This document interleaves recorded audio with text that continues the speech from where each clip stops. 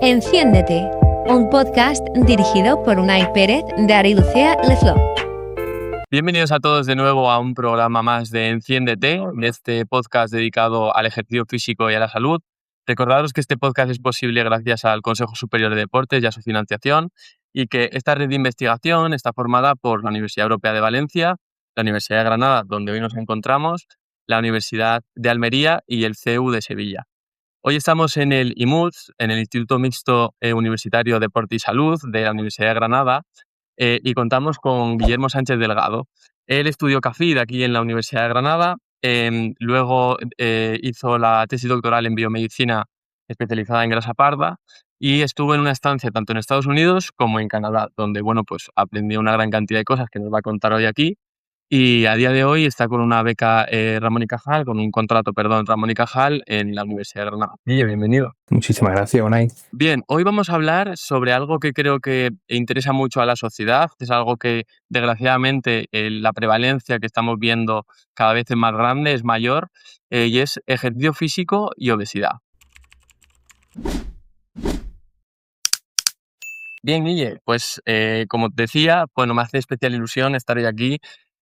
Para los oyentes, yo cuando empecé mi tesis doctoral, Guillermo era una de las figuras más importantes dentro del grupo de investigación y entrevistarlo hoy aquí, aparte de que me pone un poquito nervioso, me hace mucha ilusión. Guille, cuéntanos quién eres, a qué te dedicas o por qué estás hoy aquí. Muy bueno, porque me has invitado tú. Pero al margen de eso, yo soy un investigador, soy un apasionado de la ciencia, un apasionado de entender cómo funciona el cuerpo humano. Siempre me apasionó desde que empecé y por eso elegí dedicar mi carrera a esto, a la investigación científica, a la investigación en fisiología humana y muy en particular al metabolismo energético y a la obesidad, que es de lo que venimos a hablar hoy. Uh-huh. Así que soy, en un resumen más corto, un friki de lo que vamos a hablar, así que encantado. Bueno, no sé cuándo escuché a un profesor, creo, de aquí de la Universidad de Granada decir que los frikis son gente muy apasionada por algo, que ya sea del manga o ya sea de la fisiología del ejercicio, ¿no? Entonces, sí, yo creo que en general los investigadores somos un poco frikis, ¿eh? Un poco. Hay que serlo.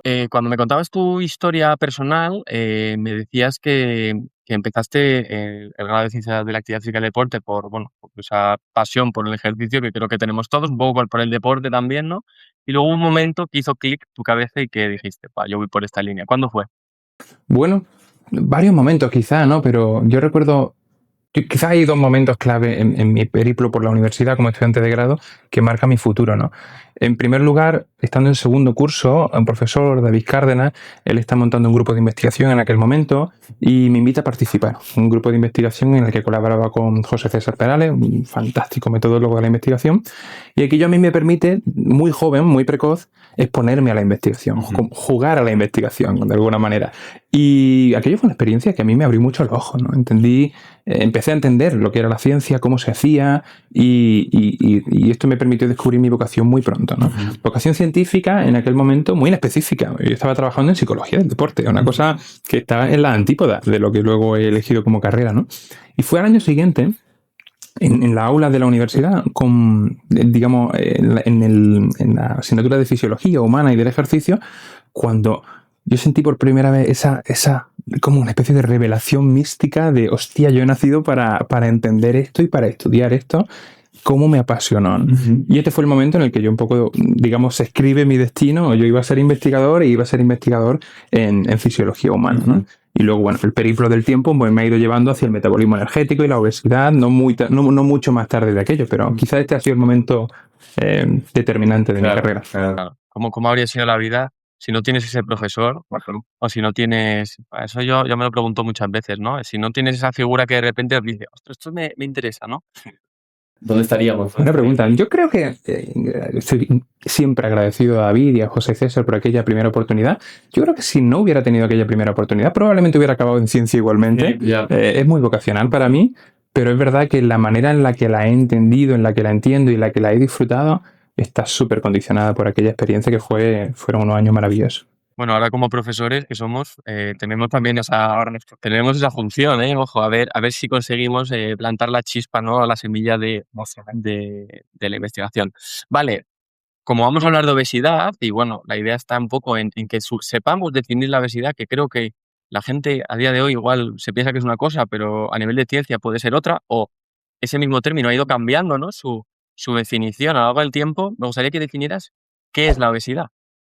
Que es realmente muy difícil de definir. Si nos vamos a una definición muy conservadora, la Organización Mundial de la Salud nos va a decir que es un acúmulo de grasa, un acúmulo excesivo de grasa, que puede ser perjudicial para la salud. Y yo creo que en esto estaríamos de acuerdo todos.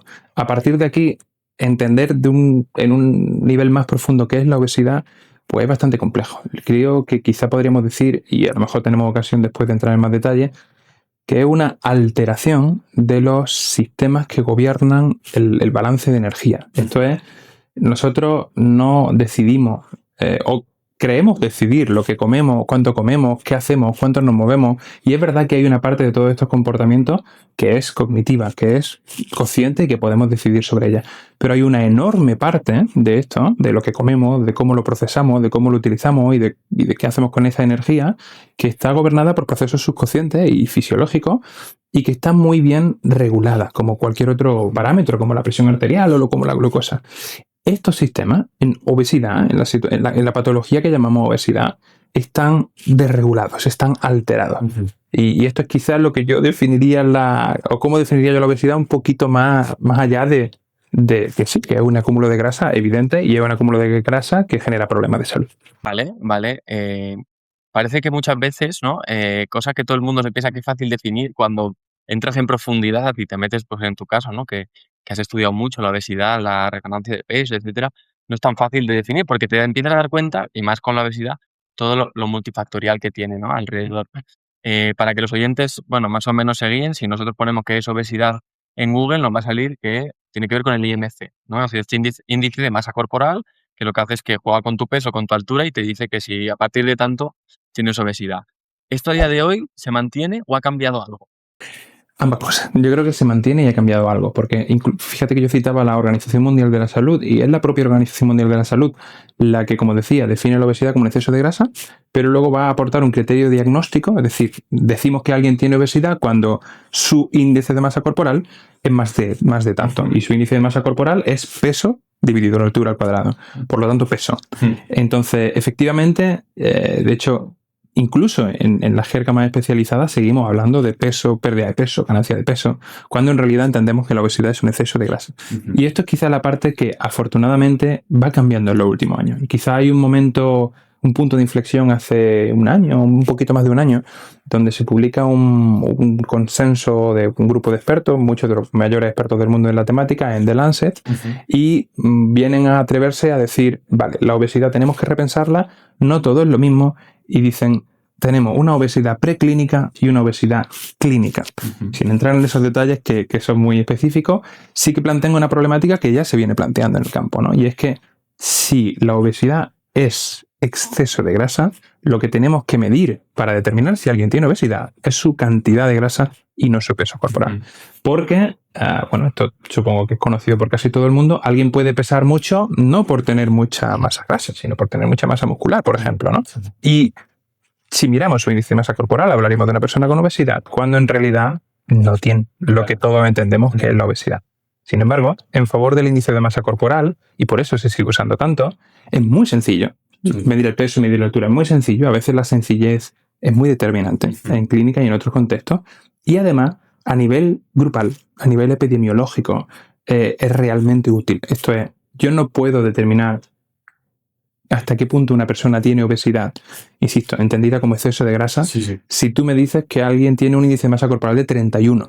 Ahora, en una provincia, en una comunidad autónoma, si hay un cambio de una unidad en el índice de masa corporal, podemos asumir con toda tranquilidad que probablemente se debe a un incremento en la masa grasa de la población. Entonces, por esto es que el índice de masa corporal todavía tiene vida y probablemente es algo que no debemos desechar, simplemente es uno de los criterios o una de las herramientas a utilizar. Diríamos que podríamos partir del IMC, que es muy general, ¿no? Como te puede indicar más o menos si tu población ha aumentado ese porcentaje de grasa, entendiendo población como números más grandes, y luego tendremos otras técnicas que igual nos indican más de manera más individual o números un poquito más pequeños ese porcentaje de grasa. Y aquí, para que nos entienda, no sería lo mismo hablar de grasa visceral, ¿no? De esa adiposidad que nosotros podemos acumular en el tejido subcutáneo, porque son cosas distintas, porque nos van a afectar un poco distinto a la salud.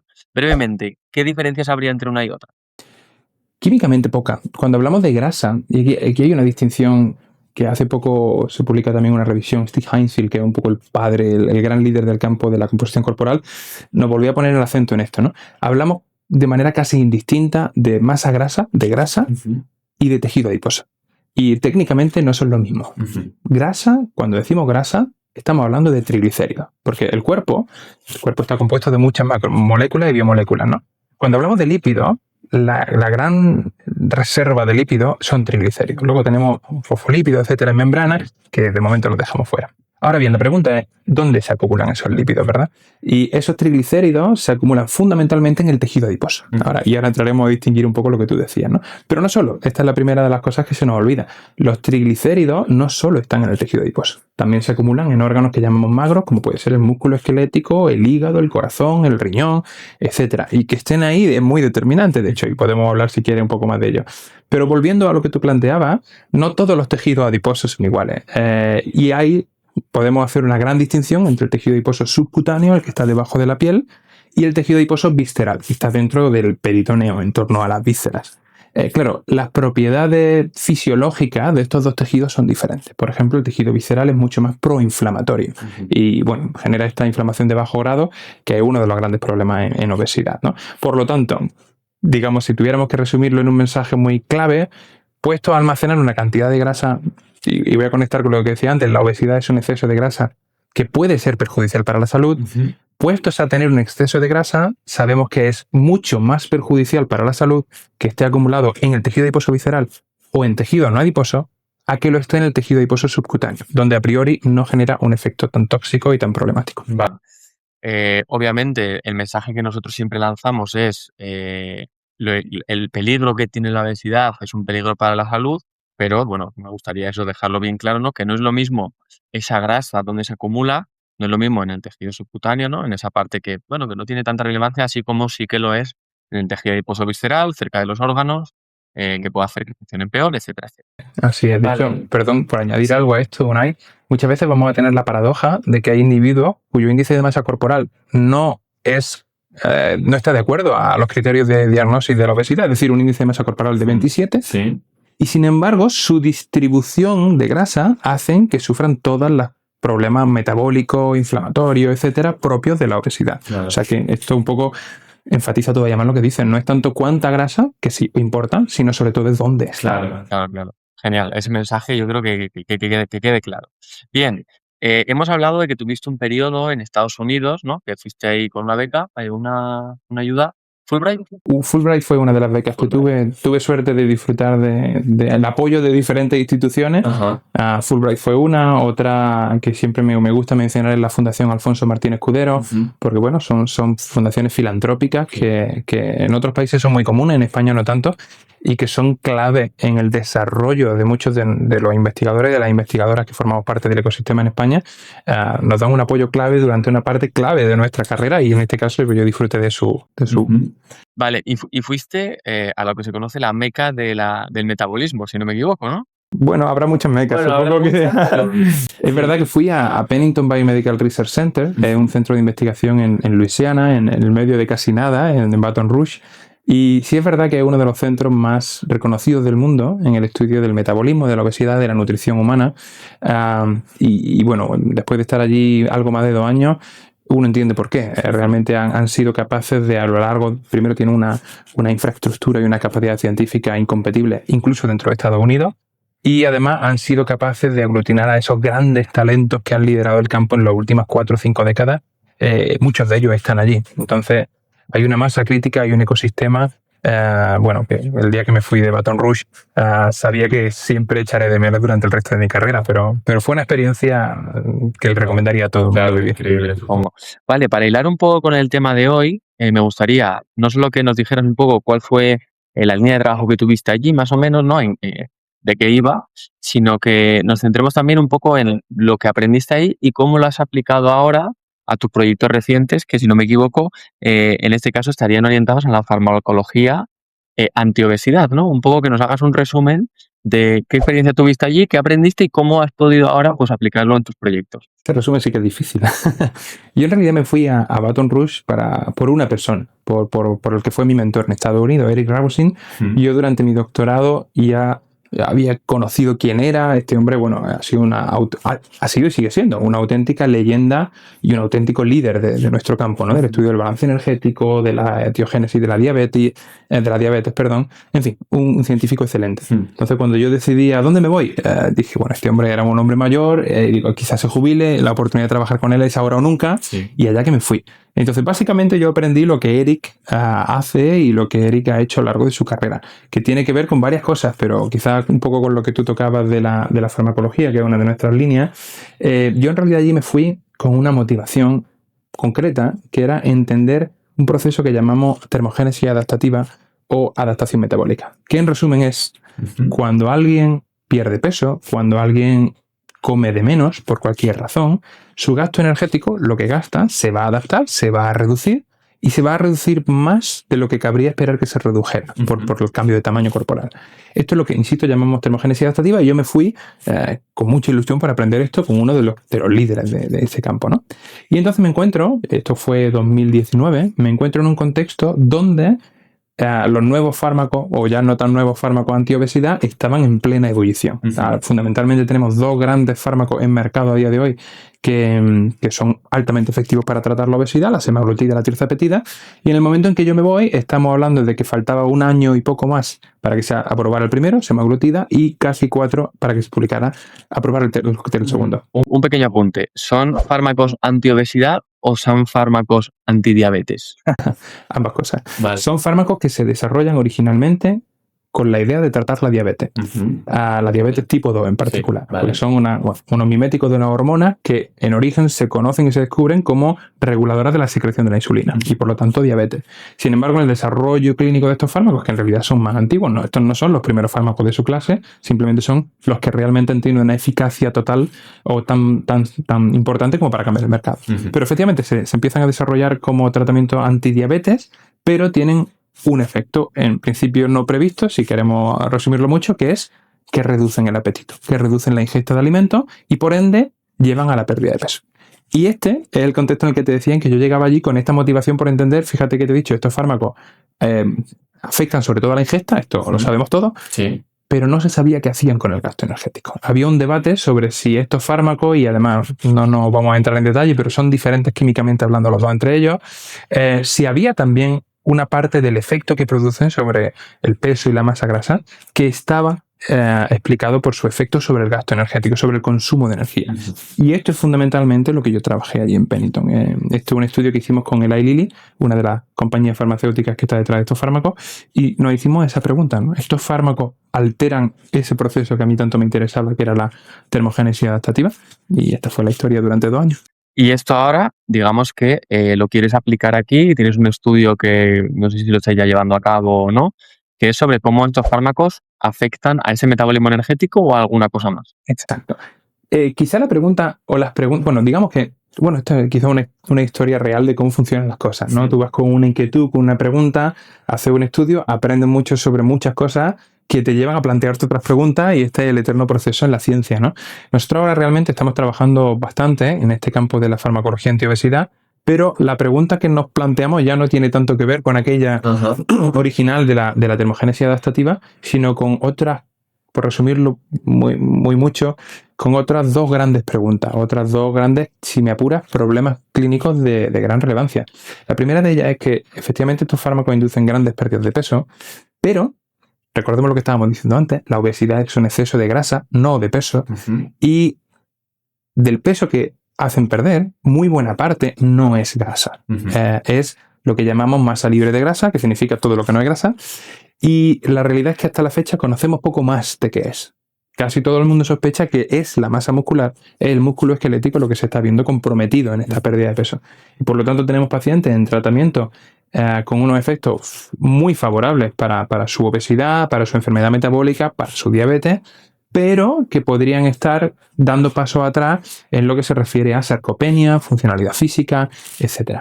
Una de las líneas que nosotros estamos atacando es esta, ¿no? ¿Cómo podemos, puesto que obviamente estos fármacos se van a utilizar mucho y durante mucho tiempo, cómo podemos hacer para que este, si se quiere, efecto indeseado no sea tanto, no sea tal? Y en este caso, pues nos planteamos que el ejercicio físico y particularmente entrenamiento de fuerza orientado a la hipertrofia muscular, junto con una alimentación que cuide la ingesta de proteínas, podría ayudar a esto, ¿no? Y esto que he dicho tan rápido de cuide la ingesta de proteínas, como se dice, más fácil decirlo que hacerlo, porque estamos hablando de unos pacientes que durante X semanas, X meses, casi no sienten hambre. Claro. Casi no quieren comer. Entonces, en este contexto donde quieres comer casi nada, ahora viene alguien a decirte, no, es que tienes que comer usted tanto de proteína. Esto es más fácil en otros contextos que en ese, ¿no? Pero esta es una de las líneas que estamos trabajando. Si mediante ejercicio y nutrición podemos atenuar ese efecto adverso, por así decirlo, de los tratamientos con análogos de GLP-1. O sea, que paradójico, ¿no? Porque es gente que normalmente, pues igual ha desarrollado esa obesidad con un estilo de vida, ¿no? Les hacemos que dejen de comer, les hacemos no, por el fármaco dejan de comer y ahora nosotros le estamos diciendo, oye, no, que tienes que comer, ¿no? Al menos un poquito de esto, claro. Claro, o sea que bueno, mentalmente, psicológicamente, yo creo que tiene que ser ahí una alteración química del cerebro importante porque es como, a ver, yo antes comía mucho, ahora me dicen que coma, bueno, ahora no tengo hambre, pero ahora me están diciendo que coma, pero si comer era lo que me estaba igual produciendo, bueno, un jaleo mental, ¿no? Bueno, pues hay que investigar sobre ello y hay que ver un poco cómo ayudarles, ¿no? Para que pasen este proceso lo mejor posible.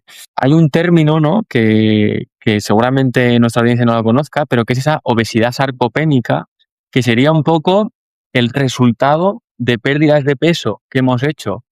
Pues tengo una boda, anda, tengo que perder peso, dejo de comer, se reduce esa cantidad supuestamente de masa muscular, pero ¿qué es lo que pasa? Que luego vuelves a comer normal, pero no vuelves a entrenar. Entonces pierdes masa muscular y vuelves a reganar grasa. Pierdes masa muscular y vuelves a reganar grasa. Y lo que nos sucede finalmente es que tenemos un organismo con un tejido adiposo o con un porcentaje de grasa muy alto y con muy poca masa muscular, que ahí es donde vendría esa obesidad sarcopénica y el peligro que esto conlleva. Y además, quizá, o sea, lo que has dicho es totalmente cierto. Los ciclos de peso, de pérdida y recuperación, son un factor predisponente a la obesidad sarcopénica, pero esta coexistencia entre obesidad y sarcopenia, que es baja masa muscular y baja función muscular, no solo se va a dar en individuos que se han sometido a ciclos de peso. Hay otros procesos u otros factores, como por ejemplo podría ser el propio envejecimiento o el propio sedentarismo. Es decir, que una persona que haya dicho, wow, yo tengo obesidad, pero la realidad es que nunca me puse a perder peso, nunca lo he recuperado. Bueno, esto está bien porque eso en sí mismo sabemos que es un factor predisponente, pero esto no significa que no vaya a desarrollar obesidad sarcopénica y de hecho hay una parte importante de la población con obesidad sarcopénica. Debido pues al sedentarismo, ¿no? Que el estilo de vida que lleva. Vale, estupendo. Yo creo que más o menos hemos enfocado bien esta parte de farmacología, ¿no? Antiobesidad. Hay otra línea de investigación que tienes que está centrada en el tejido adiposo pardo. Y aquí de nuevo te voy a pedir que me hagas una breve definición de qué es el tejido adiposo pardo. El tejido adiposo pardo, casi que el propio término nos lo indica, es un tejido adiposo, es decir, un tejido lleno de grasa, y pardo o marrón, se ve marrón. Sí. ¿Por qué? ¿Esto qué es y por qué es relevante, ¿no? El tejido adiposo blanco, su primo, es un tejido especializado en el almacén de energía, que se ve efectivamente blanquezuno, mientras que este otro, el tejido adiposo pardo o grasa parda, es un, insisto, tejido compuesto por adipocitos, es decir, células grasas, que tiene mucha grasa, pero que tiene algunas particularidades que lo hacen clave. La primera y probablemente más importante es que en sus mitocondrias tiene una proteína que consigue que esas células sean extremadamente eficientes en producir calor. Entonces nos encontramos con un tejido adiposo, como el blanco, pero cuya función principal no es tanto el almacén de energía, como lo es en el blanco, sino es el uso de esa energía que ahí tiene, en forma de grasa, para producir calor. Porque pues los seres humanos, como los mamíferos y como muchos animales, necesitamos mantener nuestra temperatura muy estable. Entonces, cuando nos exponemos a ambientes que retan esta temperatura, necesitamos activar mecanismos para producir temperatura. Uno de ellos, producir calor, mejor dicho, perdón. Uno de ellos es la actividad metabólica del tejido adiposo pardo. ¿Por qué esto es relevante? Bueno, el tejido adiposo pardo se conoce desde hace siglos, literalmente, en biología, pero se pensaba no existe en el humano, en el adulto humano, hasta hace 17 años, creo que ahora, pues que se descubre, ¿no? Y esto, de alguna manera, supuso una revolución en el campo de la investigación biomédica o en obesidad, porque, como decía, es un tejido que tiene la capacidad de consumir energía para producir calor, y lo que no dije antes es que cuando consume energía, consume muchísima energía. Es un tejido muy, muy metabólicamente activo. Entonces, bueno, tiene la potencialidad de incrementar el uso de energía, incrementar el gasto energético y, por ende, potencialmente, de afectar a la obesidad. Me imagino ese momento en el que se descubre, ¿no? Tenemos este adiposo pardo y cómo se va creando la hipótesis, ¿no? De, ¡guau! Esto sí quema un montón de energía, ¡guau! Va a coger toda la grasa del organismo, vamos a activar el tejido adiposo pardo y ya está, ya hemos terminado, ¿no? Entonces, en toda esta idea, ¿no? Se gestiona lo que se llamó en su día el proyecto Actívate, ¿no? Que tenía, creo que, si no me equivoco, corrígeme, si me equivoco, un poco esa idea de ver si activábamos el tejido adiposo, a ver qué es lo que pasaba, o si lo activábamos a través de frío, a través de ejercicio, ¿puede ser? Ejercicio. Realmente que el proyecto Actívate, el proyecto liderado por Jonathan Rui, que fue mi mentor y mi director de tesis, cuando él, de hecho, fíjate, ironías de la vida, cuando él estaba en una etapa de su carrera que es en la que yo estoy ahora, más o menos él tenía mi edad y estaba en una posición parecida, y bueno, él pone en marcha aquel proyecto, esto fue el año 2013, 2014, donde se acaba de descubrir el tejido adiposo pardo en el adulto humano. Hay muchísimas publicaciones que se estaban centrando en si tiene efecto, si no tiene efecto, si se regula por el frío, muchas preguntas que surgían, y en aquel contexto surge una pregunta particular que es la que Jonathan decide afrontar, y es si el ejercicio activa el tejido adiposo pardo, si el ejercicio incrementa la cantidad de tejido adiposo pardo que tenemos o su capacidad para consumir energía, ¿no?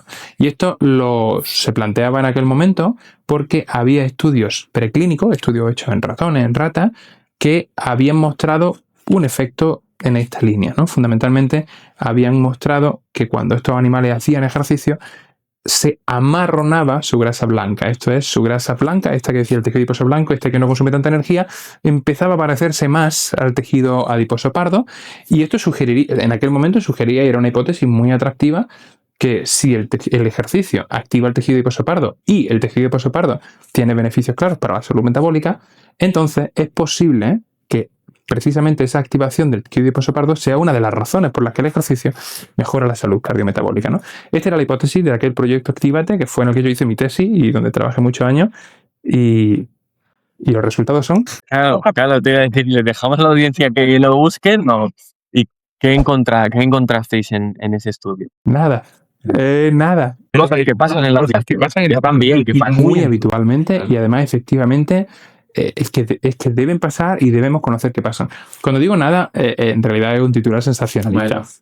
Lo que ocurrió es que nosotros no encontramos, no observamos lo que pensábamos que íbamos a observar. Es decir, no encontramos que el programa de ejercicio, un programa de ejercicio de 6 meses, en diferentes niveles de intensidad, aumentara la cantidad de grasa parda o aumentara su actividad. Esto no ocurrió. A partir de aquí, en ciencia, esto se lo digo a mis estudiantes muchas veces, ¿no? Que no observes algo no significa que ese algo no ocurra en ninguna circunstancia. ¿Podemos decir entonces rotundamente que el ejercicio no activa la grasa parda? No, todavía no podemos decir eso. Lo que también está claro que no podemos decir es lo contrario. No hemos encontrado pruebas de que así sea, ¿no? Perfecto, Guille. Entonces, en la línea del tejido adiposo pardo o de la investigación dentro de este tejido tan peculiar, ahora estoy llevando a cabo un estudio que se llama Baton, ¿verdad? ¿De qué va este proyecto? ¿Qué es lo que cuál es la hipótesis, diría? Pues la hipótesis, fíjate que antes te decía, en aquel Actívate no encontramos nada, no encontramos lo que pensábamos encontrar, pero encontramos otras cosas. Y en aquellos resultados encontramos la hipótesis de este estudio Baton. Nosotros encontramos algo que contradecía lo que otros grupos estaban publicando, y es que aquellos individuos que tienen mayor adiposidad, es decir, más obesidad, tenían más tejido adiposo pardo, lo cual es lo contrario a lo que la inmensa mayoría de la gente está encontrando. Claro, aquel estudio Actívate tenía una particularidad en gente joven, muy joven, y por lo tanto el efecto de la edad sobre el tejido adiposo pardo probablemente no formaba un papel tan confusor. Entonces esto nos llevó a elaborar la hipótesis de que en el ser humano, igual que ocurre en los animales, cuando perdemos o ganamos peso, o perdemos o ganamos masa grasa, el tejido adiposo pardo va a adaptarse en paralelo a ello. Esto es, que cuando comemos de más, llega Navidad, comemos mucho, este tejido adiposo pardo se va a activar para amortiguar esa ganancia de peso, para que no ganemos tanto. Y aquí está la hipótesis del estudio Batón, y cuando reducimos la ingesta, por ejemplo, una persona con obesidad se somete a un tratamiento dietético o con uno de estos fármacos, el tejido adiposo pardo, que es un tejido adiposo que, como decía, consume bastante energía, va a apagarse un poquito para consumir menos y frenar, oponerse a la reducción. Esto es un poco lo que yo decía antes de aquello que yo me fui a Estados Unidos a estudiar la termogénesis adaptativa. Esto es, ¿no? Cuando los humanos perdemos peso, cuando los humanos nos sometemos a una restricción de energía, el gasto energético se reduce. Esto está bien claro. ¿Cómo se reduce o por qué se reduce o qué órgano se reduce es lo que no está claro? Y nuestra hipótesis en el estudio Batón es que el tejido adiposo pardo es uno de estos órganos que responde de esa manera. Es decir, es en parte el causante de que el gasto energético se reduzca cuando alguien pierde peso. Esta es la hipótesis que tenemos. Y entiendo que lo que estáis buscando igual es que ver esa reducción del tejido, de la actividad del tejido adiposo pardo, del tamaño. Ambas cosas. Vale. En realidad nosotros lo que estamos haciendo es a un grupo de personas con sobrepeso u obesidad las vamos a aleatorizar, es decir, a asignar de manera aleatoria a uno de dos grupos una dieta de mantenimiento, es decir, no van a comer para no perder peso ni tampoco ganarlo, y a otro grupo se le va a someter a un tratamiento de restricción calórica, van a perder el 8 o el 10% de su peso en 3-4 meses.